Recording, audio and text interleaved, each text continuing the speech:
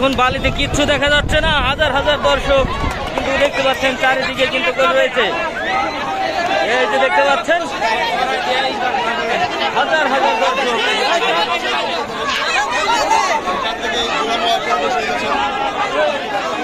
120 বছর আগে এয়ারক্রাফট আবিষ্কার হয়েছে 120 বছর আগে, কিন্তু ও যে কাজটা করলো মানে নিজের মেধা দিয়া এই শিক্ষাতে ওই কাজটা যে করলো এবং এই কাজটাকে আমরা ওরে আরো হেল্প করিয়া অর্থিক বা বুয়েট বা যারা আছে এরোস্পেস ইউনিভার্সিটি এরা সবাই আইসা যদি এটাকে ভালোভাবে করা যায়, প্রথমে 2 সিট, তারপর 3 সিট, তারপর 4 সিট, তারপর এটা সার্টিফিকেশন দরকার আছে। একটা প্লেনের কিন্তু অনেকগুলো ইনস্ট্রুমেন্ট থাকে, একটা ইনস্ট্রুমেন্ট অল্টিটিউড শো করবে, একটা ইনস্ট্রুমেন্টে গতি শো করবে, একটা ইঞ্জিনের প্যারামিটার শো, সবগুলা কিন্তু একটা পার্ট বাই পার্ট ওকে জানতে হবে। ও জানলে তোমার তো এইসব ইনস্ট্রুমেন্ট আবার তো নাই কিছু না। আচ্ছা ও পরে বলবেন যে আমাকে তো এই সবটাই কিন্তু জানতে হবে, জানতে জানতে তারপরে ও এক স্টেজে আসবে। এটার জন্য অনেক বড় প্রজেক্ট দরকার, অনেক বড় হ্যাঙ্গার দরকার, তারপরে অ্যালুমিনিয়াম শীট দিতে হবে, তারপরে ওকে জানতে হবে কোনটা এলিভেটর, কোনটা ইঞ্জিন, তারপরে কোনটা রাডার, তারপরে এই সমস্ত কিছু জানতে হবে। তারপরে ব্যালেন্স করতে হবে। ও একটা কাজ যেটা ভালো করছে সেটা হচ্ছে যে ব্যালেন্সিং।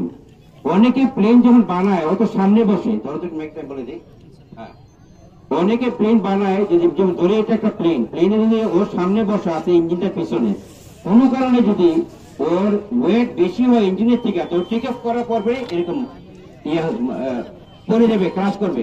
আবার যদি কোনো কারণে ওর থেকে ইঞ্জিনটা বেশি ওয়েট হয় তো টেক অফ করার পর ইঞ্জিন ক্রাশ করে দেবে। সুতরাং এই যে ও ব্যালেন্সিংটা করছে কইরা সর্বোচ্চ কত ফিট চলেছে 50 ফিট আর 4 কিলোমিটার 50 সেকেন্ড বা 1 মিনিট।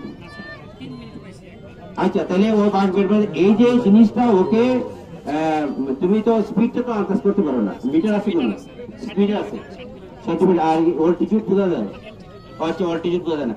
তার মানে এই সব জিনিস নিয়ে মানে এই এটা করা আমি চাচ্ছি যে হোক, এটা জিনিসটা শুরু হোক।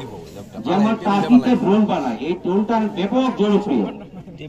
তারপরে আমার আরেকটা প্রজেক্ট আছে, যখন মিডিয়ার সবাই আসছে একটু মনোযোগ শুনে, আমাদের 17টা এয়ারপোর্ট অবস্থিত, যেমন ঠাকুরগাঁও, লালমনিরহাট, তারপরে আছে শমশেরনগর, এই সবগুলা এয়ারপোর্টকে যদি আমরা চালু করতে পারি, আর পার্শ্ববর্তী দেশে একটা উড়ান প্রজেক্ট আছে যে খুব সস্তায়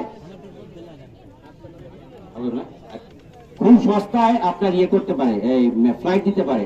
তা আমরা যদি এইটা ওই 4 সিটের প্লেন গুলা বানাইতে পারি আর 17টা এয়ারপোর্টকে এক করতে পারি, এবং এটা যদি আমরা প্রত্যেকটা প্রাথমিক সবগুলা জেলা তারপরে সবগুলো উপজেলা আমরা নিতে পারি, তাহলে আমাদের জন্য বিরাট ভালো হবে। কারণ আমাদের যেমন রোডের অবস্থা মাঝে মাঝে হয় এবং জাম হয়, যে অনেক জরুরি প্রয়োজন লোক আসতে পারে না। সাপোজ আমি বলি আজকে উবার আছে, আমরা যদি এমন একটা অ্যাপ বানাইতে পারি, মানে কারণ air transport taxi, air taxi যদি একটা অ্যাপ থাকে আর ছোট ছোট প্লেন থাকে, আমরা হয়তো শাহজালাল আন্তর্জাতিক বিমান নেওয়ার দরকার নাই, ঢাকার চারপাশে 4টা বিমান যেতে হবে। আমার প্ল্যান করা আছে, মনে করেন একটা থাকবে গাজীপুরের দিকে, একটা থাকবে পূর্বাঞ্চলের দিকে, একটা থাকবে কেরানীগঞ্জের দিকে, একটা থাকবে সাভারের দিকে, চারদিকে 4টা এয়ারপোর্ট। ছোট ছোট এয়ারপোর্টের জন্য বড় রানের দরকার নাই, 1800 ফিট 2000 ফিট হইলেই মোটামুটি নেমে যেতে পারে। 1800 ফিট 2000 ফিট রানিয়ে বানানো কোনো ব্যাপারটা। আরেকটা হলো যে এয়ারপোর্টের জন্য কোনো সরকারি ফান্ডও দরকার নাই, পাবলিক প্রাইভেট পার্টনারশিপ। মানে মনে করেন যে এখানে উনি একজন জনপ্রতিনিধি আছে, আমি পরিচয় করার জীবনে, উনি চাইলে তো উনার এলাকার সরকারের সঙ্গে সংযুক্ত, উনি একটা এয়ারপোর্ট করবে উনার নামে, কোনো এয়ারপোর্ট, সিকিউরিটিটা সরকার দেখবে, উনি এয়ারপোর্ট বানাইল। এই এয়ারপোর্ট গুলোকে আমরা সংযোগ করতে পারবো। প্লাস আমাদের দেশে অনেক পাইলটরা বেকার, আপনারা জানেন আমাদের দেশে পাইলট সংকট, আবার পাইলট বেকার আছে। পাইলট সংকট মানে বড় বড় প্লেন আছে, এয়ারবাস 777, এগুলাতে খুব হাইলি এক্সপিরিয়েন্স পাইলট লাগে। এক্সপিরিয়েন্স পাইলট করতে অনেকে বলে যে চাকরি নিতে থেকে বলে অভিজ্ঞতা 2 বছর। আরে ভাই অভিজ্ঞতা 2 বছর, আমি 5 কিলো অভিজ্ঞতা কবে পাবো, কবে চাকরি করবো? সুতরাং এই জিনিসটার জন্য আমাদের দরকার যে অনেক পাইলট বেকার বসে রয়েছে, এই যদি 2 সিট 4 সিটের প্লেন জুলা সেটা যদি আমরা অনেক দূর নিতে পারি, তাহলে আমাদের এই এভিয়েশন খাতটা অনেক উন্নত হবে, পাইলটটা এক্সপিরিয়েন্স করবে। যেমন আপনাদের যেমন প্রবাসীরা, যেন প্রবাসী যুদ্ধরা যেমন আয় ইনকাম করে, একটা পাইলটে কিন্তু অনেক বেতন, ওরা যদি বিদেশ যেতে পারে একটা প্রবাসী থেকে 10 গুণ ইনকাম করতে পারবে। এই হলো আমার মোটামুটি প্রজেক্ট, আমার ইচ্ছা ওকে ইন্সপায়ার করার জন্য যে ওর জিনিসটা যেন আগে নিতে পারে, সরকারের জন্য আমি দৃষ্টি আকর্ষণ করতে পারি। বুয়েট বা অন্যান্য ইঞ্জিনিয়ারিং ইউনিভার্সিটিতে আছে তারা আগে আসবে,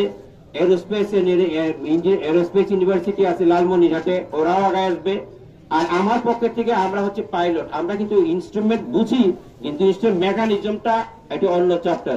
ওইটা আছে এরোস্পেস ইঞ্জিনিয়ারিং আছে, তারপর এটা সব কিছু করার পর এটা ফ্লাই করবে, সার্টিফিকেশন দরকার আছে, অনেক দূর আগাইতে হবে। তো এটা যত প্রাথমিক পর্যায়ে, আমি আগানোর জন্যই সবার দৃষ্টি, সব মিডিয়া আছেন, সবার দৃষ্টি আকর্ষণ করতে পারছে এটাকে কিভাবে আগে নিতে পারি। আমরা এক সময় যাতে 2 সিট 4 সিট অত্যন্ত কম দামে আমাদের দেশেই যদি এয়ার ট্যাক্সি সার্ভিস হয়, প্রতিটা 460টা উপজেলাতে ল্যান্ড করতে পারে, তাহলে এভিয়েশনটা বুমিং হবে। ফিলিপাইনে আমি দেখছি সকালবেলা মাছ এয়ারক্রাফটে করে নিয়ে আসে, মাছ আইনা বাজারে বিক্রি করে, এতটুকু এক্সপোর্ট করে।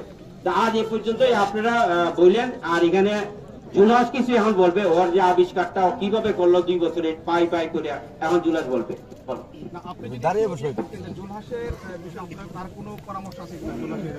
জুলাসের পরামর্শ হলে জুলাস আপাতত ছোট ছোট ফ্লাইট করুক, কিন্তু ওকে এখন টেকনিক্যাল জ্ঞান দরকার, ওর টেকনিক্যাল জ্ঞান দরকার। তা না হলে এসব এয়ারক্রাফট কিন্তু ডেঞ্জারাস। ও যদি উইন্ড না বুঝে, ভালো মতো ওয়েট এন্ড ব্যালেন্স না বুঝে, তাহলে কিন্তু এয়ারক্রাফটটা একটা মারাত্মক পরিণতি ডেকে আনতে পারে। সুতরাং ওর আবিষ্কারটা হলো আমি চাই যেন সিস্টেমেটিক ওয়েতে আগাইতে পারে সুন্দরভাবে, যাতে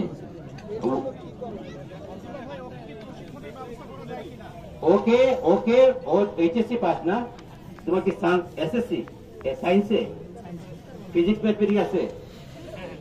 আচ্ছা, ও যেহেতু সায়েন্সে ফিজিক্স ম্যাথমেটিক্স আছে, পাইলট হওয়ার জন্য 2টা লাইসেন্স, একটা হলো প্রাইভেট পাইলট লাইসেন্স, একটা হলো কমার্শিয়াল পাইলট লাইসেন্স।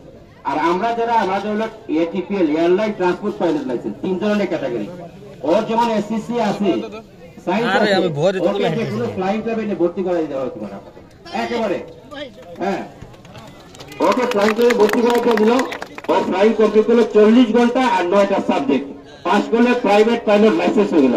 যদি সে প্রাইভেট পাইলট লাইসেন্স হয়ে গেল, তার কোনো চিন্তা নাই, সে বিশ্বের সম্বন্ধে জ্ঞান পেল। এছাড়া এসএসসি তে আবার যদি আস্তে আস্তে এইচএসসি পাস করে, তাহলে কমার্শিয়াল পাইলট লাইসেন্স হতে পারবে। আমিও তো একজন কর্মচারী,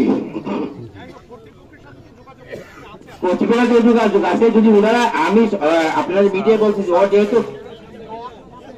যেহেতু এইচএসসি সায়েন্স আছে, ওকে আমরা প্রাইভেট পাইলট লাইসেন্স দিতে পারি। বলো তুমি তোমার আবিষ্কার সব কিছু বলো, দাঁড়িয়ে বলো। একটু সবাই একটু বেশি করে নেই, এই যে ভাই মিডিয়ার একটু সাইড হ্যান্ড হবে। ঘুষেন ভাই, ঘুষেন ভাই,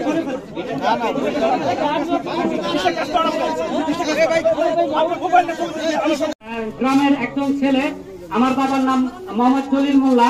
তো আপনারা সবাই আমাকে চিনেন, আর বিশেষ করে এই মিডিয়ার মাধ্যমে আমাকে চিনেন।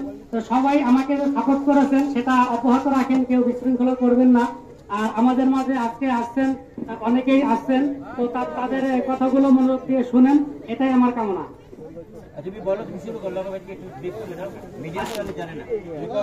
ভাই তাতে একটু সরেন না।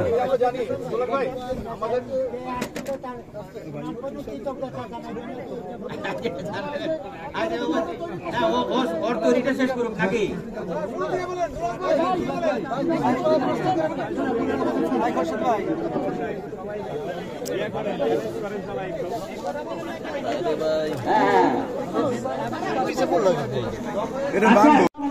কাজ শুরু করি, তখন আমি এটা শখের বসেই করেছিলাম। আর রিমোট কন্ট্রোল প্লেন 1টা 2টা করে বানাতে আমি অনেকগুলো বানিয়েছিলাম। তো সেগুলো অনেক ভালোভাবে ফ্লাই করতো। তো তখন থেকে আমার মনে হয়তো যে আসলে আমার মনে হয় এই বিমানের প্রতি এক্সপিরিয়েন্সটা আমার ভালোই হবে আমি যদি এটা নিয়ে গবেষণা করি।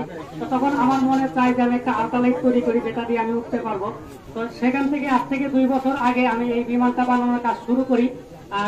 1 বছরে একটা বানিয়েছিলাম, সেটা পারফেক্ট না হওয়ার কারণে সেটা আমি বাদ দিয়ে দিই। তারপর লাস্ট 1 বছরে আমি এই বিমানটা তৈরি করি এবং এটাতে অনেক পরিশ্রম, অনেক মেহনত এবং অনেক ক্যালকুলেশন করতে হয়েছে।